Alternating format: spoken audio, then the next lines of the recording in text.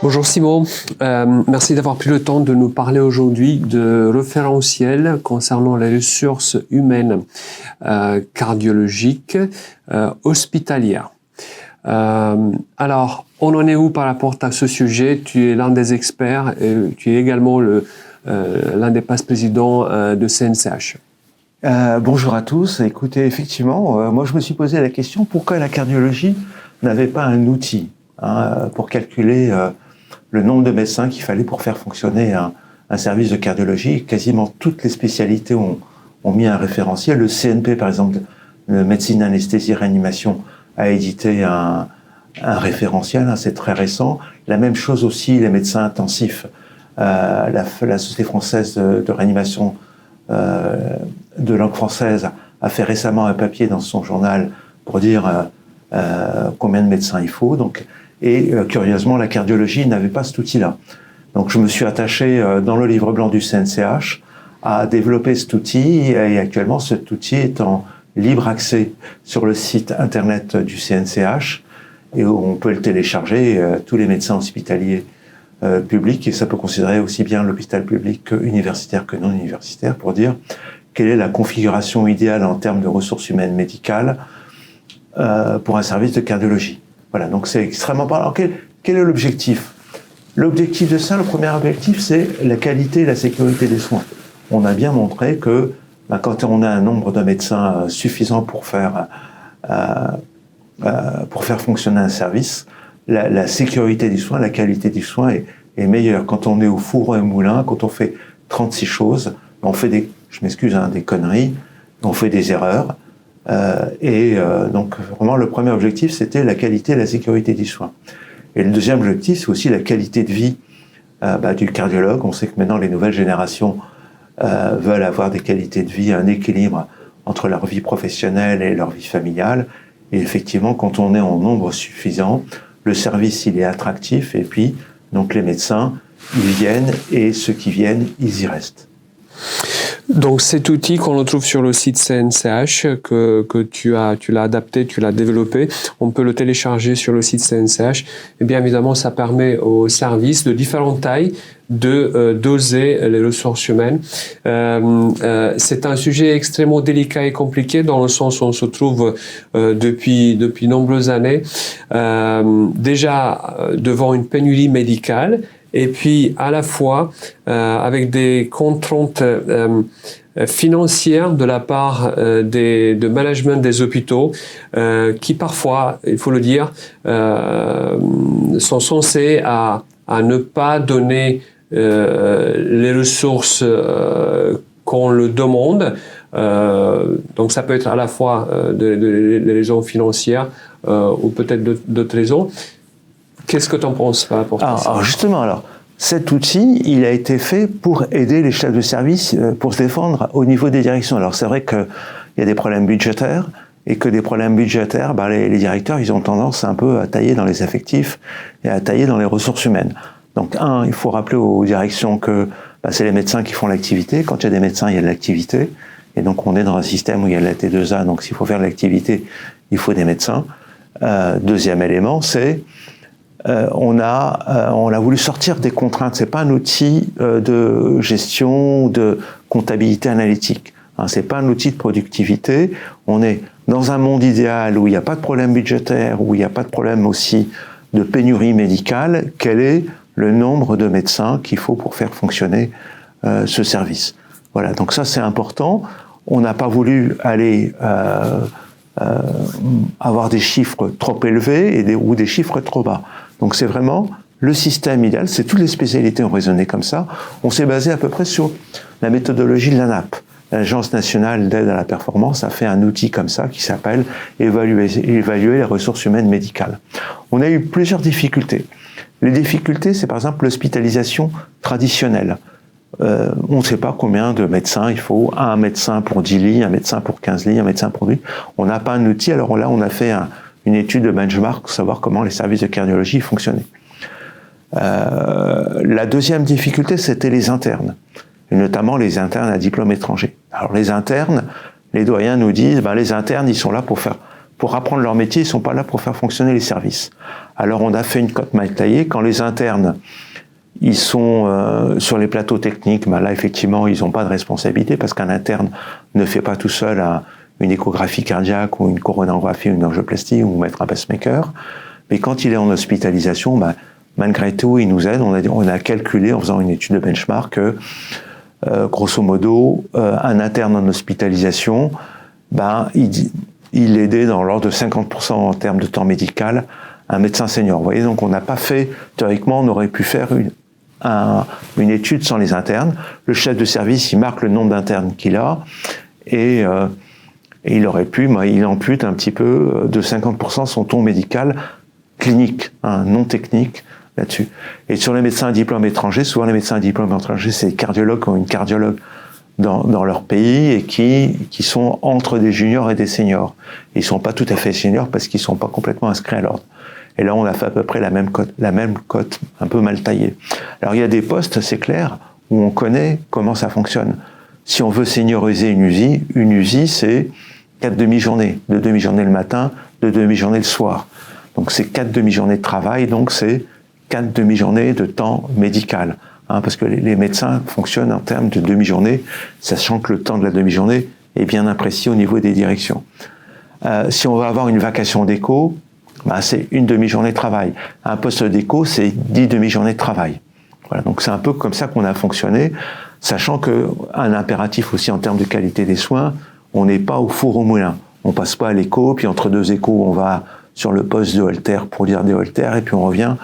Voilà, si on veut faire de la médecine de qualité, quand on a l'écho, et on n'est pas en même temps et à l'écho et aux soins intensifs. C'est pas possible. Voilà. Donc, et alors, quand on a calculé pour l'USI, pour l'hospitalisation traditionnelle, pour l'hôpital de jour, pour les postes techniques, aussi bien la choro, l'écho, enfin la rythmologie interventionnelle. Et on a calculé qu'il y avait 3 périodes dans l'année. Il y a les semaines standards. Il y a les semaines avec vacances scolaires où on ferme pas des lits. Par exemple, mais on a 4 postes, si on a 4 postes d'écho, par exemple, la demande est moins importante, on n'a pas 4 postes d'écho, on a 3 postes d'écho.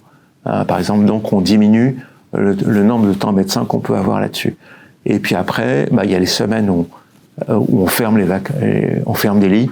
Alors ça peut être très variable parce que quand on est près du bord de mer, que ce soit sur la côte atlantique ou à la Méditerranée, au contraire, l'été, on travaille plus peut-être, donc on ferme pas de lit. Voilà, donc on a distingué 3 types de semaines. Et le chef de service, c'est très simple, il a un tableur Excel, il rentre le nombre de postes d'écho qu'il a, le nombre de lits qu'il a, le nombre de lits d'USI, le nombre de salles de choro qu'il a. S'il a une salle de choro, c'est 10 demi-journées hors ouvrable, le nombre de postes de rythmo qu'il a. Et en fonction de ça, il y a une formule magique que nous avons calculée avec Norska. C'est un travail qui a été fait avec Stéphane Andrieux et moi-même. Et puis là, le nombre de TP qu'il a et qui pourrait justifier pour fonctionner dans des conditions satisfaisantes. Voilà. Et il pourra justement aller voir sa direction en disant « on a ce référentiel, j'ai besoin de tant de médecins ». Quelques éléments très importants qui ont attiré mon attention, notamment tu as mentionné qu'il faut éviter, pour pas dire que c'est interdit, mais il faut éviter de dupliquer le travail, notamment de travailler sur plusieurs secteurs le même temps. Ça, c'est quelque chose, je pense, à éviter, comme tu le dis, faire la visite et puis entre 2 patients, faire aussi 2 échos. C'est pas le travail qui met forcément en sécurité le patient, puisque c'est ça ce qui se passe aujourd'hui dans la plupart des services, avec l'abondance des patients et la manque de recrutement médical, ça arrive souvent quand même. Et le deuxième point, ce chiffre magique, et ça colle sur la réalité, notamment un médecin junior ou étranger diplômé ou 2 médecins diplômés qui peuvent effectuer les tâches de 1 PH titulaire inscrit à l'ordre de médecins en France. Ça me paraît quelque chose très très très cohérent voilà, j'ai retenu ça puisque c'est important.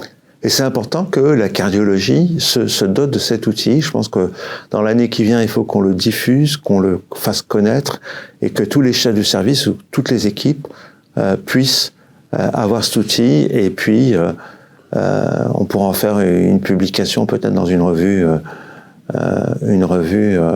un peu comme l'a fait la Société française de réanimation de langue française, l'a fait sur sa revue, qu'elle soit bien référentielle. Et on a pris vraiment le nombre on a pris les textes, on a fait vraiment le monde idéal. On n'a pas voulu aller très haut parce qu'on voulait pas se retrouver avec des chiffres qui soient totalement incohérents, mais on a fait ça pour défendre les équipes et les services vis-à-vis des directions. Parfait. Un autre élément important, et on va finir tout de suite, on sait qu'il y a il y a par exemple à l'USIC, la loi dit qu'on doit avoir une infirmière pour 4 patients. Tu l'as mentionné, que peut-être idéalement il fallait avoir un quota aussi pour les médecins, notamment surtout pour le temps cardiologique ou le temps médical, soit pour l'USIC, soit pour le service d'hospitalisation. Et tu as mentionné, on ne sait pas, un cardiologue pour 10 lits ou pour 15 lits. Alors, est-ce que vous êtes arrivé à avoir un consensus par rapport à ça? Oui, alors, on a pris là pour introduire aussi par rapport au référentiel, ce que je voulais dire, c'est que début janvier, il y a une loi qui a été votée au Parlement pour définir des référentiels et des ratios de personnel non médical. C'est-à-dire que pour l'USI, effectivement, c'est dans la loi, mais pour le reste, pour les plateaux techniques et pour l'hospitalisation, on n'a pas de texte. Et actuellement, l'HAS travaille avec des médecins référents pour définir, voire du personnel soignant référent, pour définir la charge de travail des infirmières et pour dire il faut une infirmière pour 8 lits, une infirmière pour 12 lits ou une infirmière pour 15 lits. Et donc, ma démarche s'inscrit, ou notre démarche plutôt, parce que c'est une démarche du collège, s'inscrit dans cette même logique. Et donc, c'est pour dire combien de médecins il faut pour les lits d'hospitalisation. Alors, pour les lits d'hospitalisation, nous, on a fait une étude de benchmark, parce qu'il n'y a pas des textes. On a mis un médecin pour 12 lits. Voilà, sachant qu'un médecin peut faire entre 10 et 12, un médecin de 10 à 12 lits, et si jamais il y a un interne, c'est-à-dire un médecin pour 12 lits, ça veut dire que c'est le matin et l'après-midi, parce que l'après-midi, il faut voir les... Mais on a dit par exemple, donc ça ferait 10 demi-journées de travail pour 10 à 12 lits. On avait dit que si jamais il y a un interne, ben ça diminue de 50% le travail du PH, et donc il faut que la visite soit faite le matin, par exemple, et que l'après-midi, les contre-visites ou les admissions soient faites par l'interne. Voilà. Et là, c'est une cote un peu mal taillée, mais elle ressort, il n'y a pas de texte, mais elle ressort d'une étude de benchmark, d'une dizaine de services, de savoir comment ça fonctionnait. La moyenne en France. Voilà, dans nos hôpitaux. Je te remercie, Simon, et on va accéder à cet outil assez rapidement. Voilà, mais écoutez, en tout cas, moi, allez sur le site du CNCH, dans le du livre blanc, et enfin, en tout cas, tous les médecins hospitaliers qui souhaitent s'inspirer de ce travail, n'hésitent pas à m'envoyer un mail ou s'adresser à Émilie au contact du CNCH, et je pourrais leur envoyer avec toute la méthodologie là-dessus, tous les référentiels là-dessus. On vous laisse contacter le Dr Simon Catan par email. Voilà, ou sur mon email perso, simon.catan@gmail.com. À très bientôt. Merci beaucoup.